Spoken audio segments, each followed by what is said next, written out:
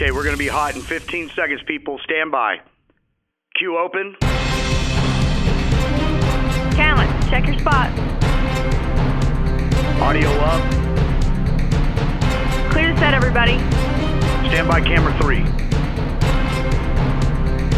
Stand by camera 1. Camera 4, check your focus. Carol, make sure the phone guests are standing by. Stand by camera 2. Okay, Don, we're ready out here. Okay, thanks. Let's rock and roll. Count them in. 10, 9. Here we go. 8, Flying graphic. 7. Camera 2, I'm going to be coming to you 5, first. Stand by to cue mark. 4, 3, 2. And cue mark.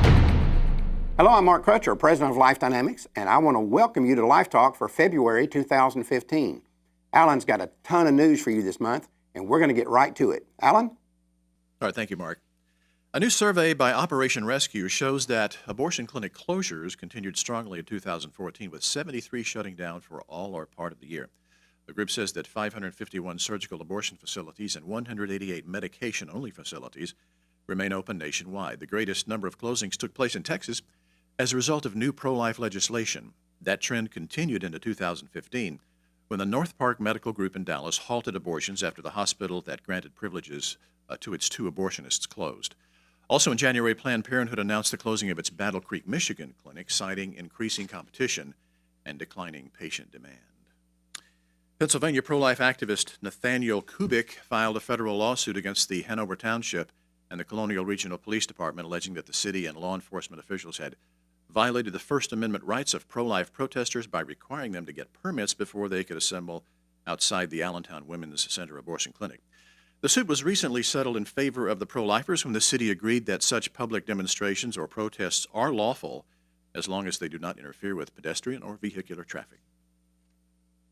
Well, the Chicago-based Thomas More Society has submitted a Freedom of Information Act request to the IRS, requesting copies of all the newly found emails to or from Executive Director Lois Lerner. The Society has also provided the U.S. House Committee on Ways and Means with over 500 pages of documentation from 6 different pro-life groups victimized by the IRS dating back to 2009.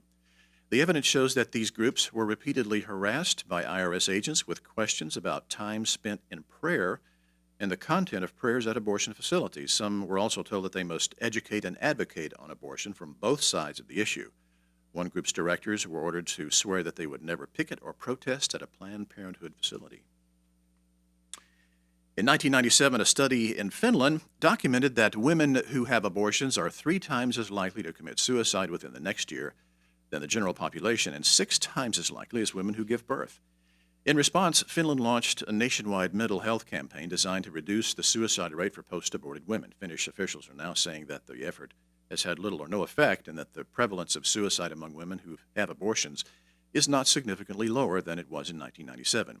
Research conducted in other countries has shown similar results, including a California study that found women undergoing abortions under that state's Medi-Cal program are 2.6 times as likely to kill themselves as those who give birth. Well, using a Freedom of Information Act request, LifeSite News obtained documents detailing a 7-point plan by the National Abortion Rights Action League to destroy the nation's crisis pregnancy centers. It was also discovered that government officials in Montgomery County, Maryland, had conspired with a pro-abortion group in an attack on a local crisis pregnancy center. In that case, a federal judge eventually ruled that the actions taken against the center were unconstitutional and imposed a $375,000 fine on the county. In Illinois, a 66-page study submitted by Illinois Right to Life exposes negligent policies, faulty implementation, and incompetent practices that allow substandard abortion clinics in the state to operate with virtually no oversight. The group discovered that 63% of Illinois abortion clinics have not had a health and sanitary inspection in years, with 40% going between 14 and 17 years without inspections. The report also notes that the state's 5 Planned Parenthood abortion centers are not licensed and have not been inspected since 2000. An abortionist who was once called a clear and immediate danger to the public by the Attorney General of Delaware has been hired by Planned Parenthood in another state. Timothy Liverite worked at a Planned Parenthood abortion clinic in Delaware until former employees came forward to report horrific conditions at the facility. Liverite was subsequently forced to resign And in a consent agreement with the state's medical board, he said he had retired from practicing medicine and had no intentions of ever practicing again. But recently, pro-lifers in California discovered that he has been hired by Planned Parenthood Marmonte. They're now encouraging the pro-life community to register complaints with the state's medical board. In 2012, the Kansas Board of Healing Arts revoked the medical license of abortionist Ann Kristen Newhouse after finding that she provided phony mental health evaluations on girls as young as 10 in order to justify late-term abortions by George Tiller. The board also cited Newhouse for keeping inadequate records with little to justify her diagnoses. Newhouse appealed the board's decision, but now the board has reaffirmed its ruling that she is unfit to practice medicine and has upheld the revocation. Well, as the Pennsylvania Secretary of State, Pedro Cortez closed a complaint without investigation into the death of a 22-year-old woman who died at the hands of convicted abortionist Kermit Gosnell. On the same day, prosecutors also closed an investigation brought about by a former Gosnell employee that indicated numerous violations at the facility, including using unlicensed workers to administer anesthesia, employing unsterilized instruments, and allowing flea-infested cats to roam the facility. Now the state's pro-abortion governor-elect Tom Wolf has announced that he is reappointing Cortez to that same state office. At the time of Gosnell's trial, the grand jury in the case went so far as to accuse the Cortez State Department of neglecting its duty and suggested that the department may have been unmotivated to do anything about the problem. In New Mexico, pro-life activists have documented the 17th botched abortion at the Southwestern Women's Options Abortion Clinic since 2008. The video shows a patient outside the late-term facility being loaded into an ambulance and taken to a nearby hospital. Local pro-life activist Tara Shaver verified that the abortionist on duty was circuit rider Shelley Sella, who faced license revocation in 2012 after botching a 35-week abortion in which the patient almost died. Meanwhile, in Ohio, 2 abortion patients were hospitalized within 3 hours after suffering complications at the Women's Med Center operated by notorious late-term abortionist Martin Haskell. 9/11 recordings indicate that in one incident, a 23-year-old woman suffered uncontrolled vaginal bleeding, and in the other, a 29-year-old experienced abdominal pain that may have been caused by a uterine perforation. The Michigan Department of Licensing and Regulatory Affairs has ordered the Women's Center of Southfield, owned by abortionist Jacob Kalo, to cease operations pending the outcome of an investigative hearing of the Attorney General's office. The order was prompted after a patient came forward saying the abortionist botched a 23-week abortion, causing her to suffer uterine perforation and hemorrhaging, resulting in emergency hospital care. The late-term abortion was a 2-day procedure performed by abortionist Reginald Sharp, who is currently under investigation by the state of Michigan. In addition, pro-life activist Lynn Mills has discovered that the clinic failed no less than 5 inspections within 10 months. The state had permitted Women's Center to operate even though those numerous violations remained unresolved. In Washington State, pro-lifers report that Planned Parenthood workers in Spokane stood nearby laughing while emergency responders loaded a patient into an awaiting ambulance and rushed her to a nearby hospital. Mary Sorensen, who volunteers for Sidewalk Advocates for Life, heard the workers laughing as they used umbrellas to block the patient from public view. Well, on a previous edition of Life Talk News, we reported on Oklahoma abortionist Naresh Patel, who is facing 10 years in prison on multiple charges that he obtained money by false pretenses for doing abortions on women who were not pregnant. He also has an extensive record of lawsuits, botched abortions, sexual harassment, and unprofessional conduct. Now Patel has also been charged with racketeering. According to documents obtained by Life Talk News, he has agreed to stop practicing medicine until the board can conduct an investigation. Well, the growing problem of pro-choice violence was seen again this month in several states, this past month, that is. In Indiana, authorities charged 25-year-old Jared Rebuck with attempted feticide for giving his girlfriend an herbal supplement known to cause miscarriage. Police were tipped off by the victim, who said she became suspicious after smelling a strange odor in her drink.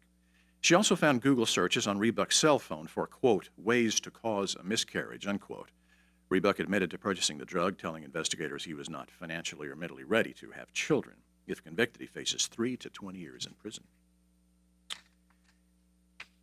Meanwhile, in South Carolina, a police officer has been arrested and charged with criminal domestic violence. According to reports, the victim, who is 10 weeks pregnant, told authorities that 38-year-old Sierra Shivers pressured her into having an abortion at the Charleston Women's Medical Center Abortion Clinic, and that afterward he punched her several times in the face because she had taken too long. Shivers is on unpaid leave pending the outcome of an investigation by the Charleston County Sheriff's Office. And in Nevada, a Las Vegas woman was shot in the head after she refused to take the morning after abortion pill. Police say the 21-year-old Gregory Myrick was upset with Breonna Lewis because she was pregnant with his baby and would not have an abortion. Myrick insisted that his victim have an abortion because he was engaged to another woman. Myrick admitted to police that he gave his 20-year-old fiancée a handgun and told her to shoot Ms. Lewis, and both have been charged with attempted murder. The victim's injuries were not life-threatening, and she is expected to recover. And finally, an Irish pro-choice activist has been convicted of charges involving child pornography. Pat Corcoran, who had a long association with Choice Ireland, was caught with almost 6,000 pornographic images and 21 videos of children between 8 and 14 years when he was first investigated in 2009. At the time of his arrest in 2012, he had downloaded another 1,100 such images. Well, recently, pro-choice groups have attempted to scrub traces of Corcoran from their websites, but several online photographs show him attending pro-choice events, including one in which he is holding a banner at a pro-choice rally long after he had been caught with this material. Alan Ackles here for Life Talk News. You can get daily news updates by logging on to prolifeamerica.com. Mark, a lot of news. Back to you. Thanks, Alan. Well, let's see now. We've made some changes to the set, and from now on, because we're always, like I've said before, herding cats and can't get everybody here at the same time, we decided to go with 4 people, so somebody will always be gone, as they have been anyway. So Renee and I will always be here. This month we got Father Frank back. Good to be here. Doing And fine. filling in for Troy is our good buddy Johnny Hunter from Learn. Hello, Johnny. Great. It's good to be back with you today. Welcome back, sir. We got as you saw, a ton of news. There's a lot of other things going on, of course, that we want to talk about. New study out of California shows that at least 1 of every 16 women who have an abortion have to visit an emergency room afterward. Mm-hmm. Very common. Very common. And as we've talked about here on the show several times recently, Renee, you and I talk to a lot of these women. And because they call in on our 800 number looking for legal advice or counseling or some kind of, usually medical advice, sometimes we have to get them to an emergency room. The biggest issue that we're seeing, far and away, is incomplete abortions. I'd say, what would you think, 80%? Close. Yeah, of what we deal Right. with is incomplete abortions. Right. And just to make it, you're saying they're actually leaving baby body parts in there. They're leaving Yes. baby body parts behind. Yes. One of the first ones that you ever worked on when you came here was that boy and girl that were freaking out because at home there was something hanging out of this woman, and her husband or boyfriend, I can't remember which, pulled, and it was the lower half of the right-hand side of the lower half of the baby, the leg, The leg and the the spine. hip, and the spine was all hooked onto it. Yeah. And they had a cell phone video. We still have that video Yes. that they sent us. They were devastated. You could hear a baby crying in the background. It was, The woman was hollering. The boyfriend was hollering. It was pretty I horrible. was hollering. Wow. You were hollering. Wow. Pretty horrific situation. I think one of the things that's causing this is the abortion industry's absolutely criminal behavior in using the abortion pill. The manufacturer of the pill says it can only be used up to 63 days after the pregnancy starts. That's their recommendation. That's the way it was approved by the federal government, to use up to that point. The abortion industry is now, not only are they using it way past that point, but they're using it in 1/3 dosages. It was approved to be used in 600 milligram dosages by the FDA. Immediately after it was legalized, within days, they were putting it out in 200 milligram dosages because it's so expensive that if you put it out and if you use it so they're getting 3 abortions for 1 dosage, basically is what they're doing. If you put it out in the right dosages, it's very expensive. If you lower the dosage amount, plus you extend the time that you're going to use it, then you're going to have incomplete abortions. And that's what we're seeing. And the other thing that's I'm writing, as y'all know, I've talked about here recently, I'm writing a new book, and one of the things I'm going to propose in there is legislation that would require the abortion clinics to use RU46 the way it was approved, in the right dosage amounts and only up to the right limits. The other thing I think that has to happen in this case is that the abortion industry, let me back up, the abortion industry is profiting twice on this. They sell a woman this abortion, this chemical abortion, in a dosage that's 1/3 what it's supposed to be, and it's being used past the point at which it's supposed to be used. They're making money right there. Mm-hmm. When it's incomplete, they sell her then a mechanical abortion. So they say, oh, you got to come back in and let us finish this up. Oh, by the way, that's another $500 or whatever the amount might be. I think that we should have legislation that says if they do this and this is incomplete, they have to fit the bill for taking care of the subsequent damage that happens. But it's to me, it's obscene to say that the person should have to pay a second time.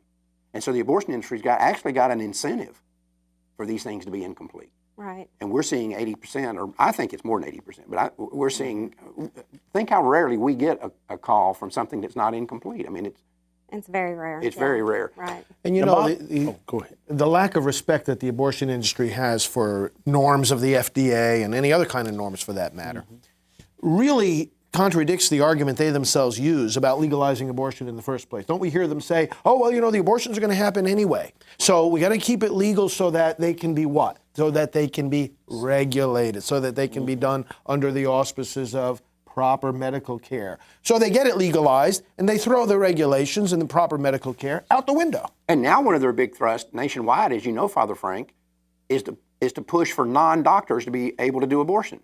Mm-hmm. And, you know, there's been studies done, even by pro-abortion people, who showed that prior to Roe versus Wade, almost all the abortions being done in America were not being done by the greasy old man with a coat hanger. They were being done by licensed physicians who were breaking the law. That's right. So the irony here could be that with all this new push now to allow, like we just saw in California, which does 20% of all the abortions in the country, to allow non-physicians to do abortions, we could wind up with a situation very shortly here where a smaller percentage of abortions are done by doctors than were being done by doctors when it was illegal. When it was illegal, that's right. It's astonishing. And you know, that sad story that you were relating about how, you know, this young lady at home, the body parts come out of her. Right. You know, you think about that, ultimately you can say the body parts are coming out of her at home and the family has to deal with that grisly reality. Why? Because the abortionists and their staff don't want to deal with it. Right, exactly. And that's one of the motives behind pushing the chemical abortion in the first place. Oh, all we have to do is administer them some pills.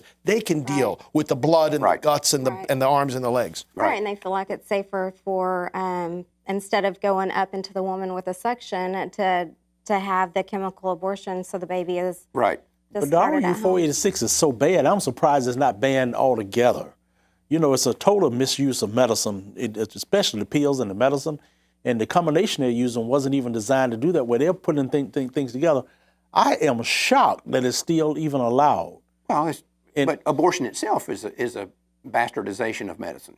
I mean, and we're going to be having a story later in the show that talks about that very issue. And the surprising part always comes to me. A lot of the regulations that come up doesn't even really ban abortion. Just the least little regulation, they fight it tooth and nail. Right. That's right. Right. Absolutely. It's what's going on in this country with this stuff is just an obscenity, but abortion itself is an obscenity. And again, it goes back to the thing that you and I have been talking about for years, Father Frank. There's no right way to do a wrong thing. No, that's right. And so they can, you know, there's an old saying about you can put lipstick on a pig, but in the end, it's still a pig, you know. So.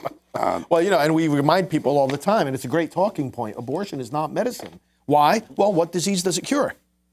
What medical benefit does it give? Right. None. Exactly. How is the woman healthier after the abortion? And because pregnancy is not a disease, it's not an injury, it's not a malady, it's a naturally occurring phenomenon. Mm-hmm. And so anyway, we've got in Reality Check, RH Reality Check, which is a website that is just, I mean, hardcore leftist pro-abortion, godless degenerates.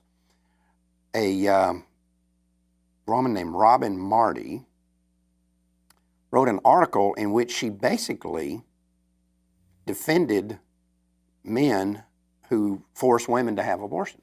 Whoa. Even if they trick them by giving them abortifacient drugs, without them knowing. And of course, when we report about that, we had some stories in the news today about the violence of pro-choice men, which is rampant in this country. You and I put together a whole report on that, our Under the Radar Violence Right. report that we did, that anybody can go online and read for free. You know, and I still repeat the question that we put in there. When you have all of these articles, all of this documentation on women who are murdered because they will not have an abortion, and we only dealt with the ones who were murdered. We didn't deal with all the ones that you and I found that were beat up or just put in a nursing home or left in a comatose state or something. Right. We didn't deal with those, just the ones who were killed. Right. And I think we had, 60 or 65 that we documented. Right. And we only used about half of what we found. And so that means that there's got to be hundreds and hundreds of them out there. Sure. If an abortionist was shot today, this would be front page news Everywhere. everywhere. It'd lead the story on the national newscast tonight, right? Yes, it would. And there's been 8 people shot at abortion clinics, killed at abortion clinics in 40 years. That's one every 5 years. And yet this happens on a daily basis. Yes, And it the media will not cover it, will not talk about it. And we, like I said, we documented I think about 60 or 65 or something, didn't we? Yeah. You wrote them up, so you. Right. It was about that many. Yeah. This is an obscenity, and now this woman comes Well, out. what was her justification for Don't even get into it, Johnny. It's just, you know, Johnny, it goes to what I've said here many, many times. Being pro-choice is a mental defect. These people have a mental problem. There is something wrong with the thought process that would lead you to this. And by the way, this doesn't happen just in the United States. We get reports all the time that we never put on Life Talk that come from other countries. Here's one from Australia. This man stomped on his pregnant wife's stomach because she refused to have an abortion. And he kept on screaming at her, "I am the father. I have the right to have this baby when I want to have it." Right? Well, this is what legalized abortion did. This is what the early feminists said would happen when they opposed the legalization of abortion. They said it would become a safety net for sexually irresponsible and sexually predatory males. That is exactly what's happened. We've proven it. We've documented it. And then you have these people out here come out here and talk about how much they care about women and what feminists they are who write these articles that appear to defend or justify these men doing these things. It's unbelievable. We got lots of other things to talk about. But before we get on to that, something I just thought about. We know that some of the travails that you've been going through over the last few years, and with these absolutely unfounded, idiotic, in my view, I know you're not saying that, you're too nice to say these things, accusations against Priests for Life about financial impropriety. Yeah, we've been criticized a lot over the years, but I'm happy to tell you, Mark, as you already know, that the Vatican did a review of our work. They do very often with different ministries what they call a visitation. And it's a positive way that they come alongside and they help the ministries in the church to become stronger. So they did a visitation, issued a report, and it was all very positive. Right. They gave us a clean bill of health with our finances, with our organizational structure, gave us some good words of encouragement about how valuable the work is to the church. So happy to reassure our support. Well, I wanted people to understand that, our audience to understand that, and because this is what we've been saying since day one. And basically, as I read the report and understood it, they're basically saying there was absolutely no basis for ever having made the accusation that there was any kind of financial impropriety at Priests for Life, which we all knew. And there weren't even any specific allegations. It was all this raising of doubt. You know, right. Oh, we're not sure, we're not sure, we're not sure. Well, now we're sure. Now you can be sure. Right. And this comes from the Vatican. Yeah. This isn't like you hired somebody, you know, on your dime to come in and say, hey, tell us everything's okay. It was their initiative and their report. Right. So thank you for bringing that up. Yep. We're talking about, we don't report on a lot of things from foreign countries around here, but one thing we are seeing, and we've talked about recently, because there's no other industrialized nation on earth that allows abortion through all 9 months of pregnancy like the United States does, for any reason whatsoever, for no reason whatsoever, girl of any age, without parental knowledge, without parental consent, nothing. We are now becoming the abortion mecca for the rest of the world. You know, we've reported recently, Renee, about all these women that are coming to the United States because their country has outlawed sex selection abortions. And now California is actually kind of creating a cottage industry in sex selection abortions. Now we have reports about women coming from the United Kingdom, from England, to have late-term abortions that are not legal in England. You know, I think the American people need to stand up at some point and say, is this what we want to be? We want to be the abortion mecca for the world. Late-term abortions, 30-week abortion. This woman travels from England to the United States to have a 30-week abortion. This was an elective abortion. She travels from England to here to have that abortion. Is this what we want to be? Is this the kind of country you want to be? And what makes it so bad with the administration we have now, when we go before the United Nations, we got United States of America, the one that's busy pushing all these abortion agendas, even on a real global stage. It makes us look so immoral to other folks. This is... How do we stand up to other countries and lecture them on the immorality of terrorism, or the immorality of this, or the immorality of that, or the things that are going on in Africa where these governments openly allow their people to starve to death, or they ferment civil wars between their own people to control them? How do we have this gall to stand up and talk about the immorality of that when we are becoming the abortion mecca of the world for late-term abortion? How do we do that, Father Frank? No, it's a terrible contradiction. You know, that case itself, actually, one of the relatives of that girl contacted Janet Morana at our office because they heard about Silent No More. And there were weeks and weeks of efforts going on to try to persuade her not to kill that baby. But, you know, as soon as you have a place where you can go, where the law says it's okay, then that's a tremendous pressure to do it. It's a lot of incentive. Yeah. I'm not going to spend a lot of time on this. The pro-aborts say that 2014 was a, quote, terrible year for reproductive rights, unquote. That was a quote from them. You know, we keep reporting on here about how we're winning. Yeah. And even a lot of pro-lifers will say, I don't see any evidence that we're winning. Well, you better be paying attention. The pro-abort certainly see the evidence that we're winning. Yeah, exactly. And I'll be saying that in 2015 and 2016. Right. That's right. I better get used to saying it. Right. Hey, When Operation Rescue talked about 73 shutting down last year. Yeah. I'm thinking, in the pro-life movement is decent, but it ain't great. And if we can do things and they're not even being great in places, you know, it's almost like the abortion industry is imploding on itself. it is. We see this all the time. And again, in this new book that I'm writing, I have some stuff that I'm bringing up about that particular issue. But we do have our own little problems. Father Frank, is it your understanding, you being the only Catholic here, I'm going to put you on the spot, that Loyola University is a Catholic entity? Is that your understanding? This is what it's, you know, Claims to be. supposed to be, right? Right. Why are they having radical pro-abortion speakers who pray in their prayers thanking God for abortion? Yeah. Why is that going on, Father Frank? Well, you know what? They ought to get right on here on this set and explain it. Right. I find so many wrong things with that. It was the MLK Right. Celebration. celebration, right? Thanking God about abortion, and They're going to have Catholic prayers at a Catholic institution thanking God for abortion. Yeah. what a disgrace. Isn't it? It is a disgrace, and we see this. A betrayal of not just of the faith. You know, because a lot of times these disputes arise about Catholic institutions and about Catholic politicians. And about other Christian institutions, not just Catholic. Well, by and the way. that's right. And because what I say is, you know, yeah, of course it's a contradiction of the Catholic faith. It's also a contradiction of the Christian gospel. And it's a contradiction of the American principles America was founded on. And it's a contradiction to basic human decency. You know, it's just being human Right. is reason enough to be pro-life. Just basic. Again, it's a mental disease. These people have a mental defect of some sort. When you claim to be Catholic, you go to a Catholic university and they let you come in, Right.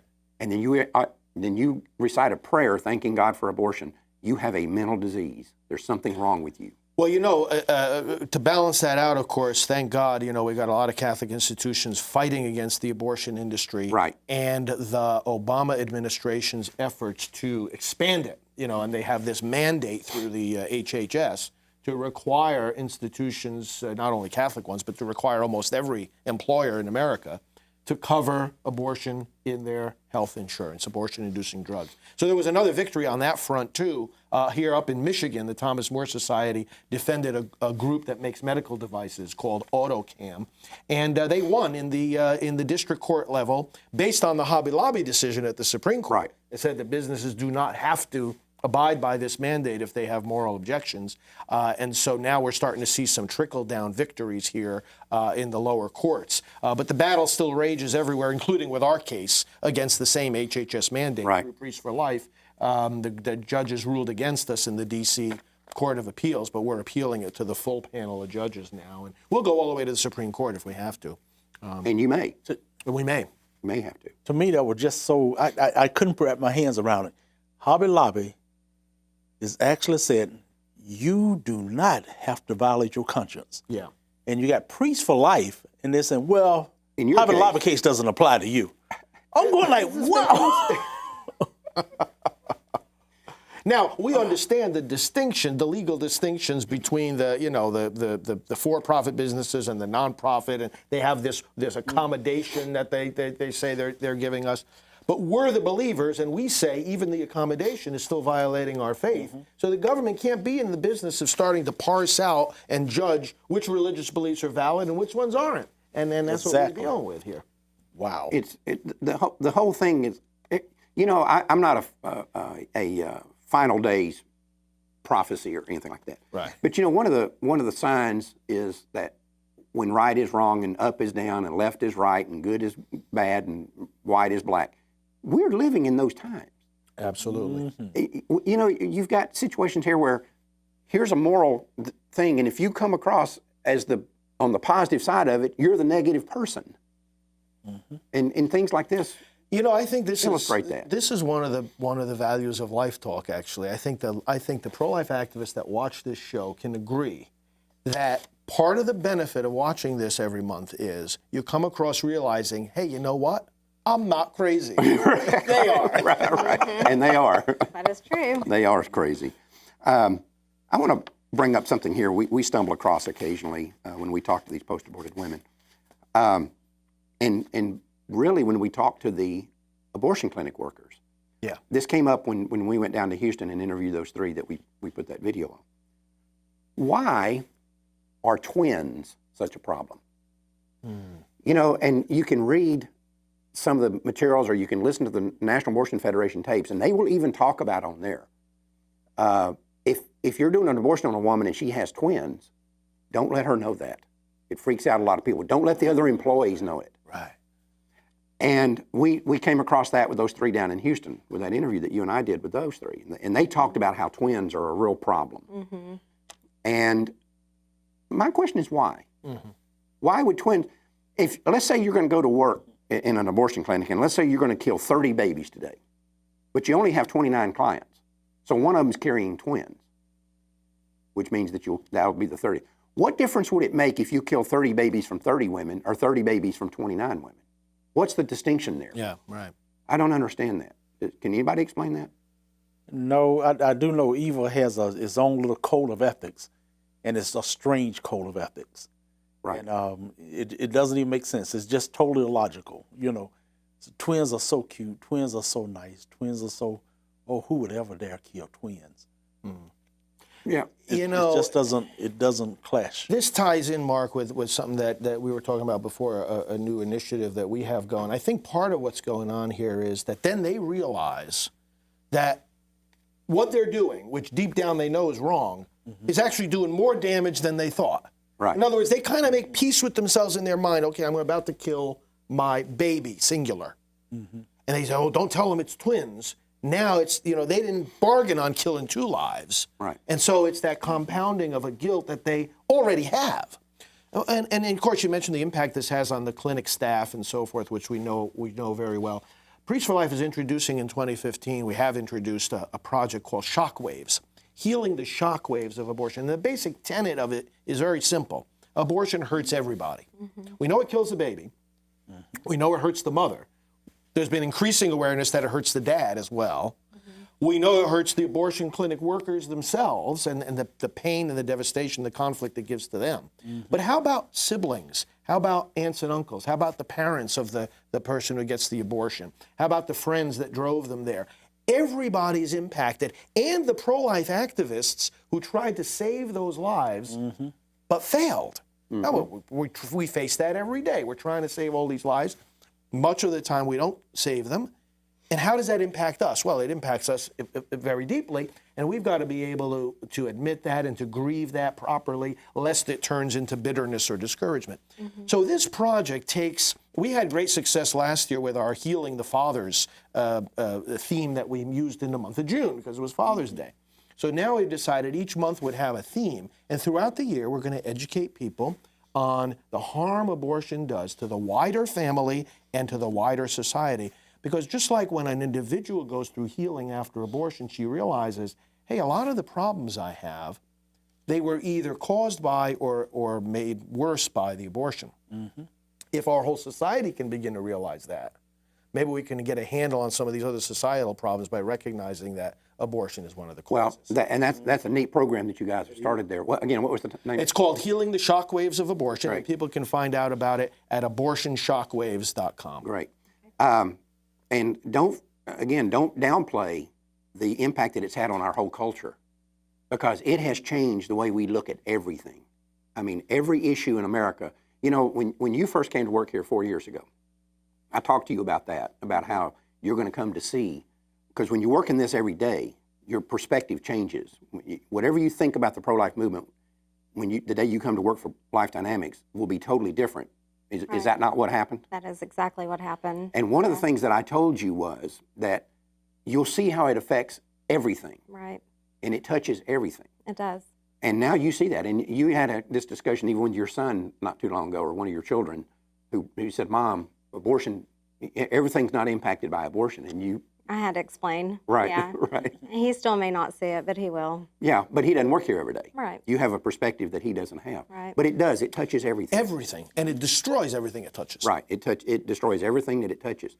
And I think one of the, I've often said that Harry Blackman, who wrote the Roe versus Wade decision, is as evil a man as, if you think Adolf Hitler was evil, he's a lightweight compared to Harry Blackman, if you read about him. But one of the most hypocritical things I've ever heard any human being say or do was Harry Blackman.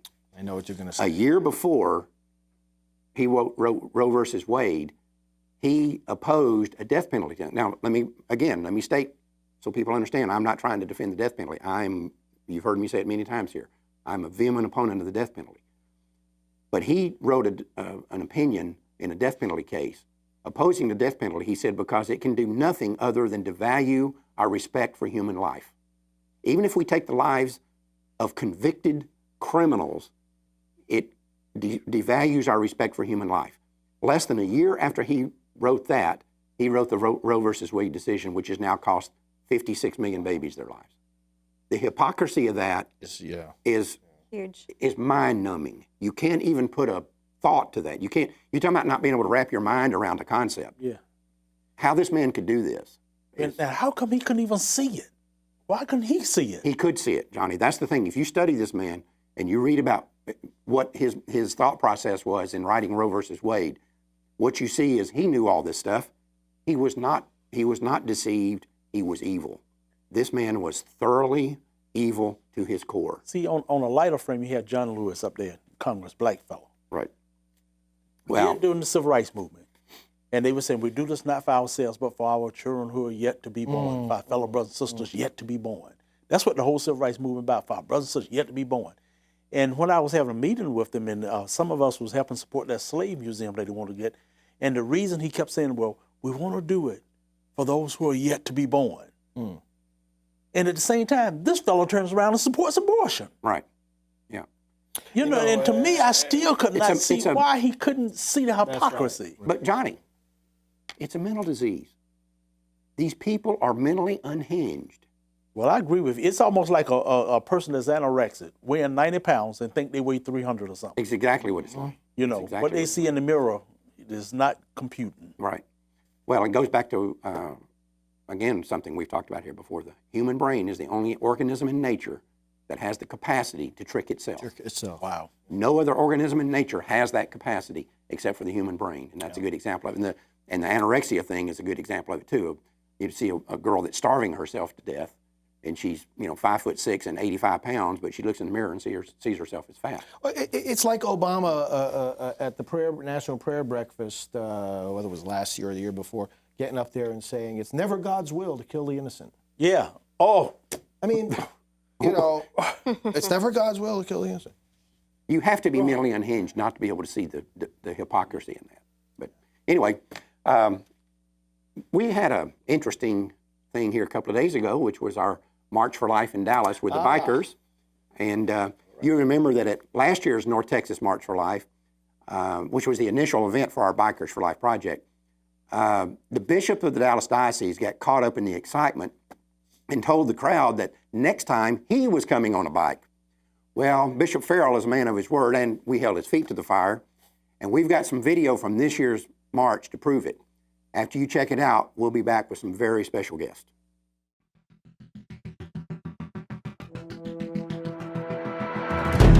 What did you think of all those bikers today? Next year, I'm coming on a bike.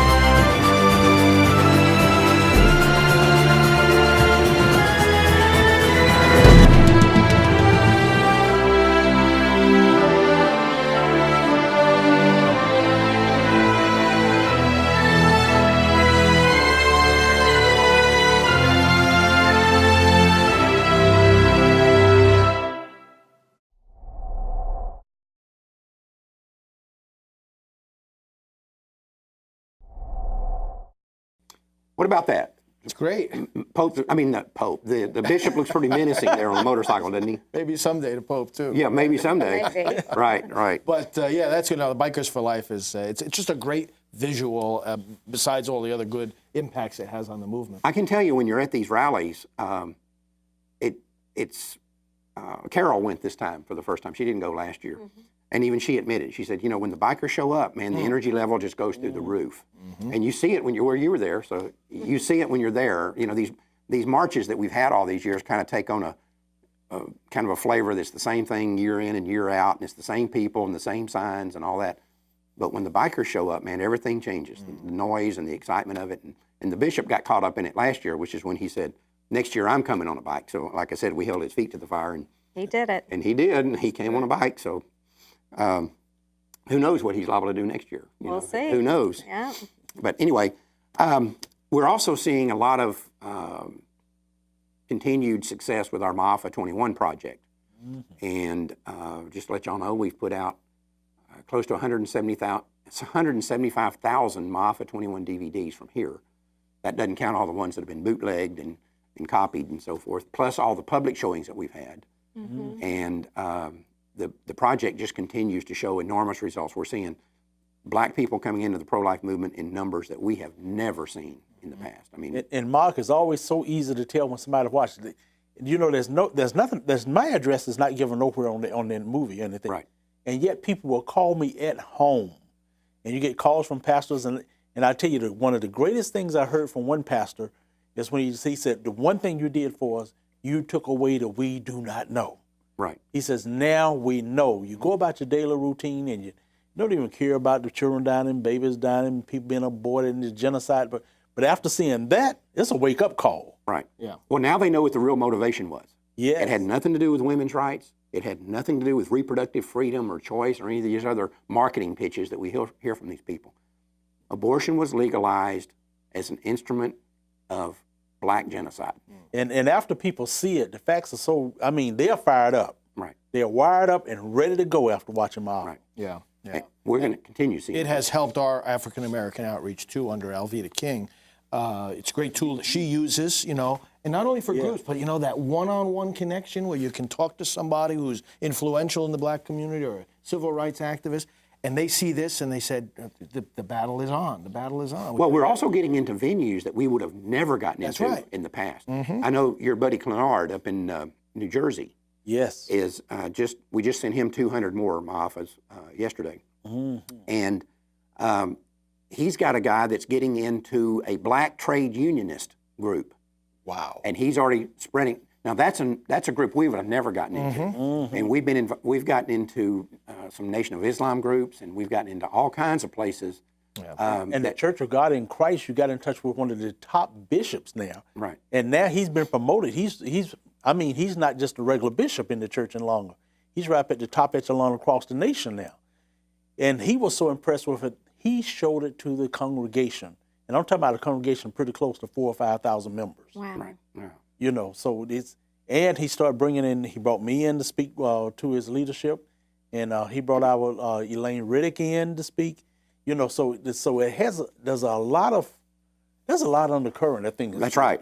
Well, of course, you know, we produce the video, but it's the guys out in the field like you and Clenard and a bunch of others that are actually doing the heavy lifting. All we did was produce the video. One of those people is, of course, our good buddy Walter Hoye. Hello, Walter. How you doing, everybody? Well, we're doing just great. I can't speak for everybody. Doing good. Yeah. Walter's joining us from Union City, California, and he has a long history with Ma'afa 21 and with Life Dynamics. Now, for those who may not remember, Walter was the guy that the Oakland, California City Council selected to go against because he was praying on a public sidewalk, and they tried to take him off the sidewalk, and finally they wound up losing that. But anyway, that was Walter, and now Walter is out here using Ma'afa 21 to try to rally the black community. And you've got some events coming up, don't you, Walter? I've got some events coming up, but let me hit Ma'afa 21. It was just yesterday. I had one of my team members in Sacramento at the annual MLK March, and they're talking about 28,000 people there. A very, very large majority of the folk in the march are black Americans. And I tell you, we just ran out of Ma'afa. We had Ma'afa streaming on one of the DVD players, so people would come by, they would look at it, and they would stay there and watch it for a segment. You know, they'd watch a segment here, then they'd go, oh my goodness, Elaine Riddick, oh my goodness, Johnny Hunter, oh my goodness. That's what Mark Crutchett looks like. So I fell out when they said that one. That was really And so Ma'afa 21 is really the go-to tool in the black pro-life movement, and we use it all the time. Matter of fact, I'm going to be speaking tonight somewhere, and I'm bringing me a couple copies when I go. So thank you, Mark. It's an incredible work. It's an incredible tool, and it just keeps paying dividends over and over and over. Well, thank you guys for what you do out in the field, because if we'd have just put the DVD together and it would have sat here in this office, nothing would have ever happened. Or if we'd have just distributed it to the existing pro-life community, we'd have probably sold 2,000 DVDs, and that would have been the end of it, and it'd be sitting on people's shelves. But it's you guys out in the field that are getting it out into these venues that we would have never, ever had any way to get into in the past. That's what's making the thing work. And Mark, it really does have a life of its own, more than we know, because he was talking about the march. And I remember we went to the march in Washington, and I was shocked because we had, you know, you're giving us a nice chunk of those DVDs to hand out. And one fellow came up to me, he was telling everybody, hey guys, be sure to get one of these. And we said, sure. He said, oh no, man. He said, I've already given 100 of them myself away, you know. But I'm like, what? You know. Right. And we didn't even have no idea. Never met this guy. Did not know this guy. Right. And so it has a life of its own. And, Well, you know, and like when you're talking about bootleg, I remember Pastor Sadler calling us and apologized. He said, "I hate to say it, man. They out there, they selling it for $1. They done bootlegged it." You know? I said, I'm tickled to death that they bootlegged it. I said, Mark Crutcher is not going to mind. Right. But you know, there's another aspect of it. I don't know if Walter, if you've thought about this, and I don't know if you either, Johnny, but this thing is not. It doesn't have a shelf life. This is going to be relevant 15 years from now. This thing is not. It's evergreen. It will be around forever because the things that we talked about did not change. They cannot change. They happened in history. They show what the motivation for the legalization of abortion was. We document it. You know, and the interesting thing about it, and you guys that have been out in the field, I'll ask Walter about this. I've been on a lot of shows with it, and Renee's been with me on a few of them, and I've never had a prober. They'll call in and they'll be mad about it, but they can't deny the facts. I'll say to them, okay, well, tell me where we're wrong. Right. Here's our documentation. Tell me where we drew a bad conclusion or where we drew a conclusion that we cannot back up with the facts. And they can't do that. Are you seeing that in the field, Walter? Oh, absolutely. When we're using it, we open it up with something like, this answers the question of who thought abortion was a good idea in the first place. This answers the question, you know, what problem was abortion the answer to? And so they're thinking about, my goodness, what problem was abortion the answer to? They're thinking, yeah, who thought abortion was a good idea anyway? And all of a sudden, the conversation takes on another dynamic. Now people are interested. People really want to know, can I take a longer look at this? And invite their friends to come over and just say, just take a minute and let's just finish watching this segment right here while it's just streaming on the DVD player. So yes, there's no question about it. It has helped. It has blessed, and it has really opened up eyes. And I love the fact that it's historical. This is something that can last this year, next year, the year after that, until we just end it. Until we end it. Absolutely. And even then, I think it should be on display even after we end it. Well, so we never forget. now you've got some events coming up soon where you're going to be discussing MAFA, showing it, and having some of the people like Elaine Riddick and Alveda King there who were actually in the movie, and this group that made fools of themselves down in Austin when we had the Texas legislature considering HB2 down there, the Stop Patriarchy, who went down there, that's the name of the group, and they made complete idiots of themselves, and showed the people of Texas a side of the pro-abortion movement that they may not have seen in the past, which is kind of what we're doing with our peopleofchoice.com website. Now they've announced that they're going to show up and protest your event that you've got coming up. Is that right, Walter? Oh yeah, absolutely. They've actually got a video with Carl Dix, of all people. Carl Dix is on the video, and he's a communist. I mean, he's pumping communism from the get-go in the video. And they're actually naming Oakland as a target, and the video is dedicated to the 4 black Christian pro-life fascist preachers that are going to be in Oakland on Friday, January 27th. Good. You know what? You know what that proves, Walter?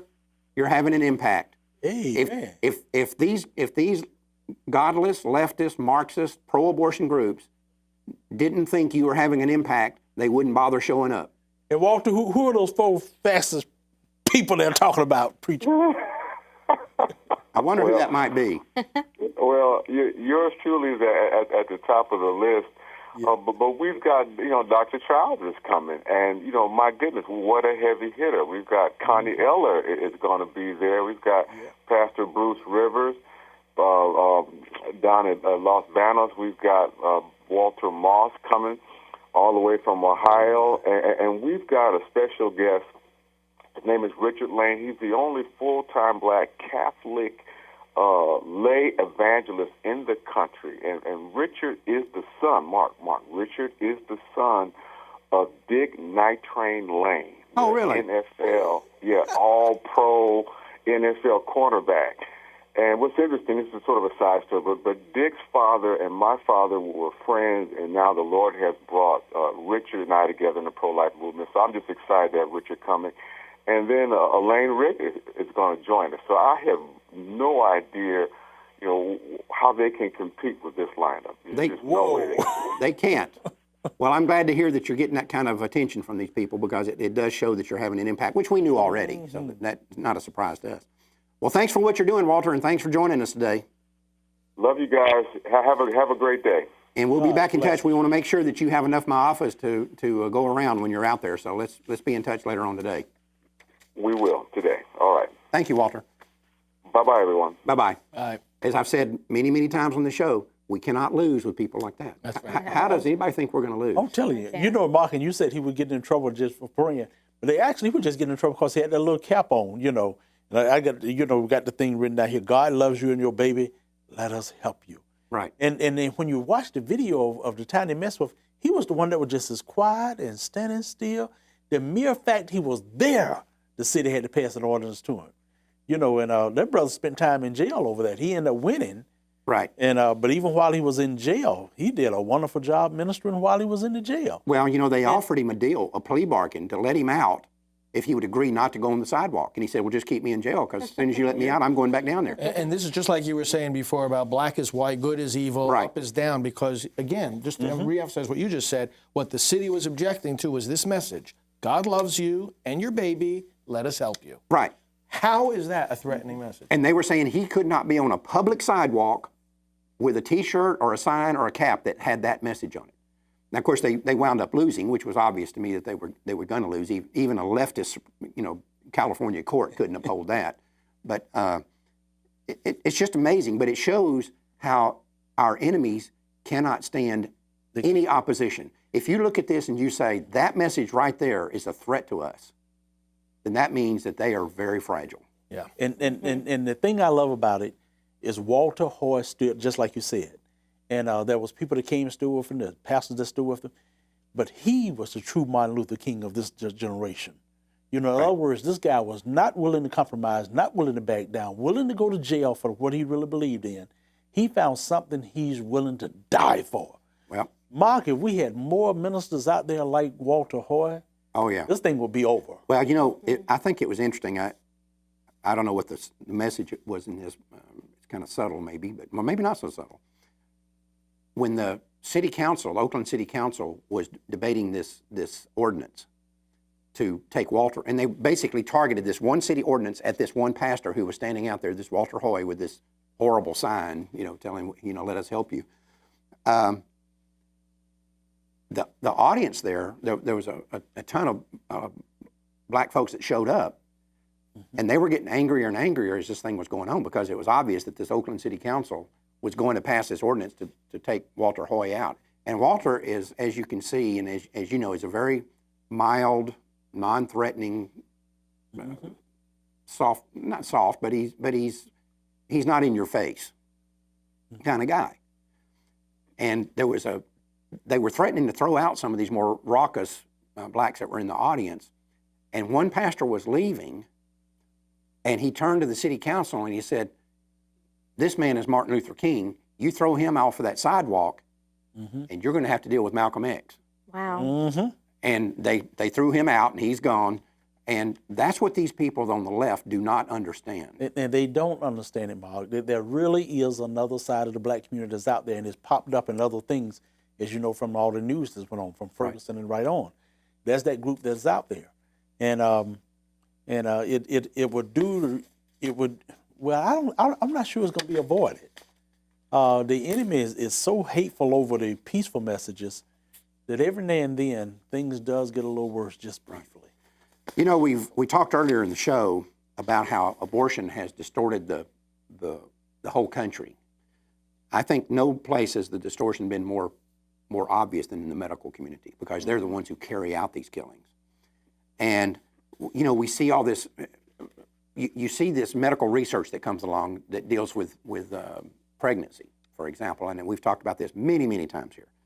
Every time there's an advance, I noticed not long ago there was some advances in the ability to diagnose Down syndrome in the womb. The statement made about this was it will allow parents to decide earlier on to have an abortion. So abortion distorts everything that it touches. Here's something that's good that could actually prepare parents and say, okay, now then you need to start making plans for this, and this is what can happen, and this is what you need to be doing. Instead, it's, okay, this will help you decide earlier on to go ahead and kill the baby. And we know that, 97 or 98% of all babies diagnosed with Down syndrome are executed in the womb now. Mm-hmm. But it has so distorted the medical community. I saved a story here when we knew we were about to have our guest on. In the Netherlands, the government has now determined that 650 born babies, not abortions, born babies are euthanized every year if they're born with disabilities. 650 babies are legally euthanized. And this is coming here. This is coming right here. You already have people advocating this. We're seeing this stuff on college campuses now. Mark, do you have an idea how many days are they allowing the children to live or anything? It didn't say. It just said 650 babies a year. And now you're seeing this stuff on college campuses with this group, Created Equal, interviewing kids on college campuses. And these are, in some places, prestigious campuses, where these kids are, in Created Equal, saying, we're finding it shocking. They're saying that parents ought to have the ability to execute their children up to 4 and 5 years old. And you're not going to tell me that abortion didn't cause this. It absolutely did. And we're seeing this more and more in the medical community, and we've, Renee and I have touched up against this with some of our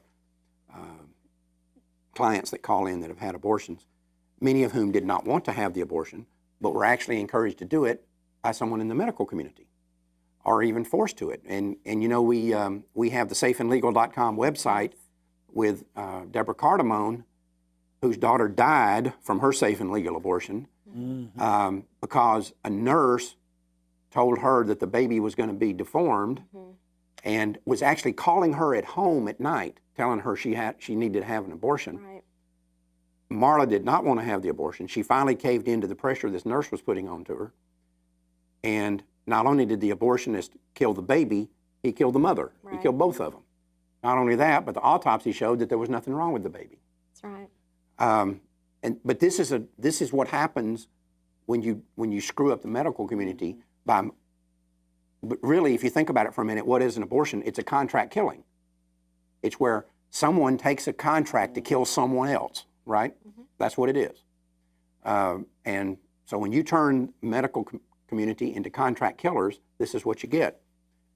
Now, there are real world ramifications of this, and we're joined today by a lady from St. Louis, Missouri named Sheryl Crosier. Hello, Sheryl. Hello. How are you? How are you? I'm good, thanks. Thank you for joining us. You had a situation with a child, Simon, who was born with something called Trisomy 18. Is that correct? Correct. Or it's also called Edwards syndrome? You're right, correct.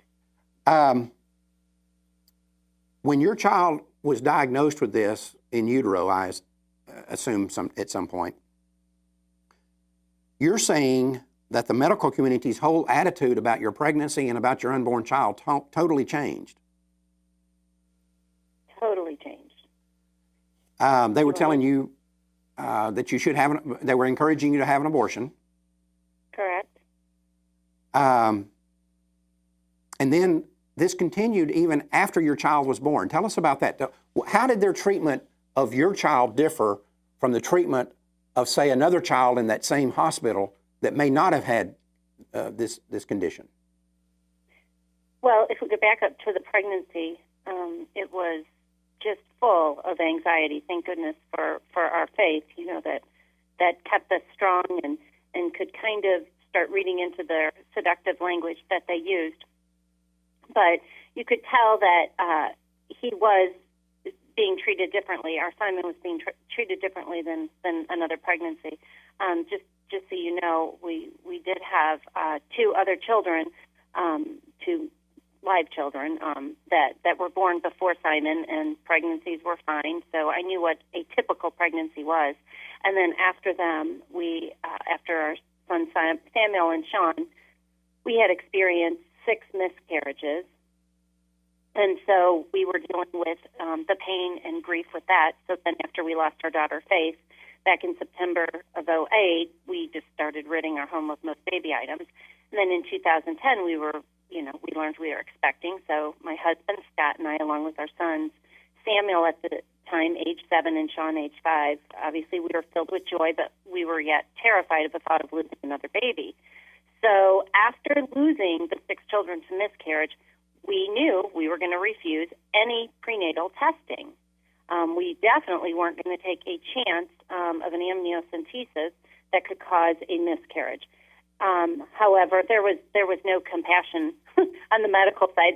I don't think they really cared too much that we had already experienced all these losses of children through miscarriage. But we believe at the moment of conception there is life, and they are our children that we lost. And so by the 20-week ultrasound, our Simon started having markers for trisomy 18. And again, that's known as Edwards syndrome. So I did have a comparison of 2, I guess, normal, whatever you want to call it, healthy pregnancies with Samuel and Sean, and this time was definitely different. The ultrasound tech really wasn't talking to us much, wasn't telling us anything. You weren't seeing anyone happy in the room. And then they detected that Simon had a bilateral cleft lip, and it was noticeable on his ultrasound. And so since, we refused testing, they couldn't label him with what they wanted to, trisomy 18 as they expected. So they just kept on focusing on these markers, such as his cleft lip and his clenched hands. And to them, these were signs of a genetic abnormality. So I was monitored really closely throughout the pregnancy, but at that time I didn't know they were actually trying to put a label on our baby, or was this routine?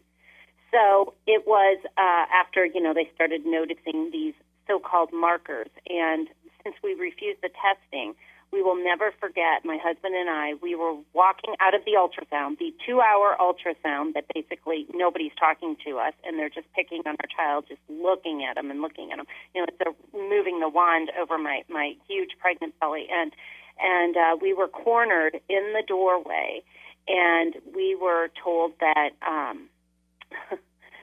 the doctor, an ultrasound doctor and the sonographer informed us that, there are some parents that will terminate for a cleft lip.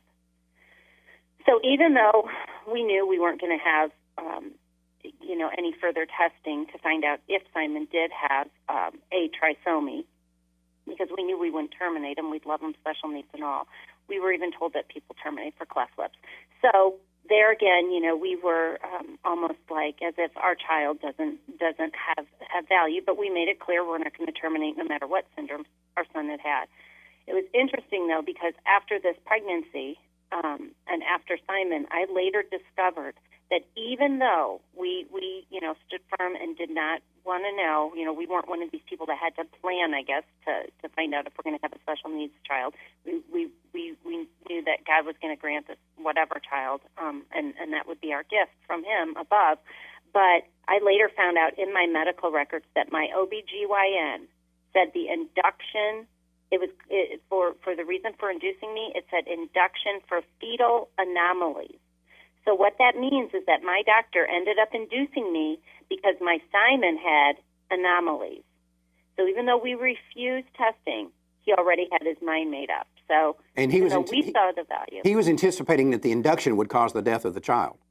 Absolutely. And then we are in the labor and delivery, and we're running through all this with a nurse, and I talk about this in Simon's book as well, but we're going through all the things. Okay, he had the markers for trisomy 18, the clenched, hands and the cleft lip.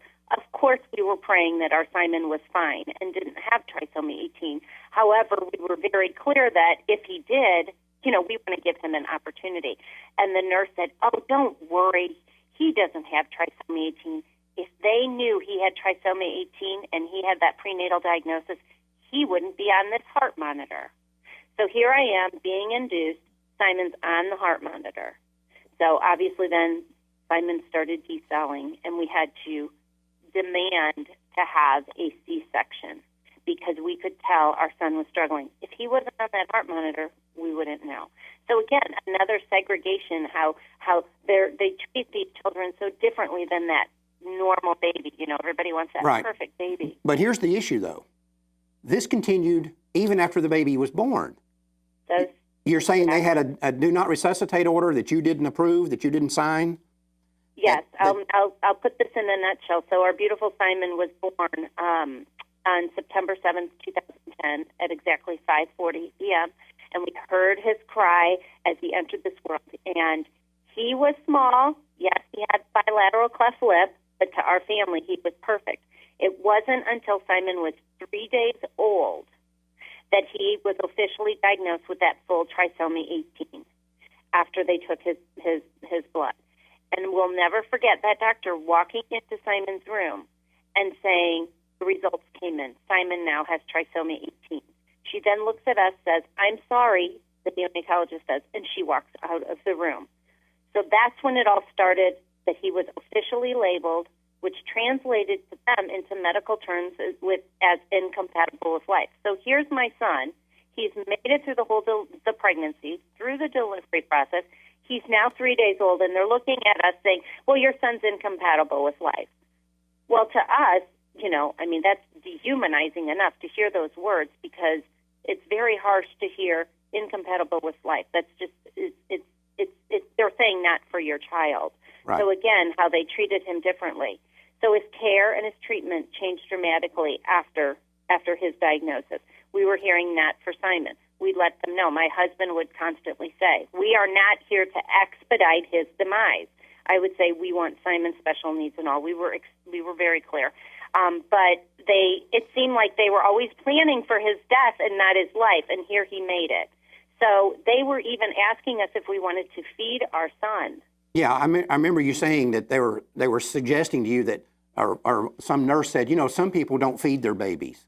Right. So here, you know, during the pregnancy, well, since we didn't get the diagnosis, well, there are people who terminate for cleft lip. And now we're hearing, well, there are people who just don't feed their child if they have this diagnosis. Wow. And they weren't feeding him. Anytime he fussed, they would give him drops of sucrose. And it wasn't until, and I was pumping breast milk, and it wasn't until I said to his nurse, I said, why can't they use this and feed him? So she basically got the permission from the doctors to feed him through his NG tube, my breast milk. Wow. Wow. Well, And then later after his death, we found out, guess what they did? It was comfort feeds. They put the least amount of breast milk through his NG tube. So even though we're saying we are not here to expedite his demise, we want Simon's special needs at all, we were we were fighting for him. I mean, it was a battle constantly. And you know, do you want to do 2 Simon or 4 Simon? They never gave us any options. You know, we didn't know that these kids could even have trachs. I mean, they didn't tell us anything. They just basically told us he's incompatible with life and they all die. So what happened was on December 3rd, his oxygen saturation levels started to fall, and he was drawing his last breaths, and I'm asking again what could be done. I mean, I'm asking, can we have a CPAP? What can we do? You know, I did not go to medical school, but, you know, we're in a level 3 NICU, and you would think. So, well, so he passed away on December 3rd, is what you're saying. He's passed away on December 3rd, so 88 and a half days of life. And 88 and a half days. But the real problem here, to me, is the mental attitude that the medical community, it's like a switch is thrown. So she's saying they didn't even want to give the baby full nourishment. No. They were willing to starve this baby to death if that's what it took. And what I'm saying to you is, and I obviously have great empathy for your situation, Sheryl, but the bigger problem is the mental approach that the medical community now has to babies that have problems, or even problem pregnancies, you know, complicated pregnancies now. It seems like the default position if a woman has a complicated pregnancy is abortion. You know, your pregnancy is going to be too complicated, so we'll just abort the baby and maybe the next one will be better. And so abortion is affecting the mental outlook of the medical community across the board. I remember Dr. Bird kept talking about that. He was saying there was a time doctors used to look for other ways to try to save people or make folk they would try something. He said, now they don't try. No. Well, Father Frank, of course, was the point person with the situation in Florida with Terry Shivo. That's right. And that's a good example of the medical community's view of somebody that's born that has problems. Yes, that's right. So this goes beyond the unborn child. And I said back during those days, which were coming up on the 10th anniversary of Terry's death, by the way, March 31st, I said, Terry would not have died if tens of millions of unborn children hadn't been killed first. Right. And then, of course, there was the baby Joseph scenario. Cheryl, you'll remember just a few years ago, it was just the year after Simon died. This baby in Canada, the Canadian medical establishment, wouldn't give the baby a simple tracheotomy. And so we were able to pressure them to release that baby from the hospital. We found the hospital here in the States and brought the baby there. And they performed the tracheotomy. The baby lived a good 6 more months with his family like they wanted to. And just like cared for him, Cheryl, just like you did for Simon. So life isn't measured in days and months and weeks. It's measured by the love that's given and received. Right, exactly. That's exactly what we always say. Simon taught us that the quality of life is measured by love. And that is so true. When his saturation levels were going down and everything, I'd like to point out, it goes back to this DNR that we never agreed to and never signed. So here we are in his NICU room, watching these numbers go down. Nobody's doing a thing. Well, I can tell you why they didn't do anything for him was because the DNR was in his chart. Because that's a do not resuscitate order. It means do not resuscitate. So you see, if he was a typical healthy 3-month-old, everybody wants the perfect child, okay? If my son was a typical healthy 3-month-old, it would be an ER moment with people running to save my child. But because my child had trisomy, nobody in the NICU did a thing. And then, like I mentioned to you about his comfort feed. So if he didn't stop breathing, he would have I believe he would have starved to death. Yep. Wow. Well, Cheryl, thank you for joining us, and God bless you for what you did. I didn't mention it.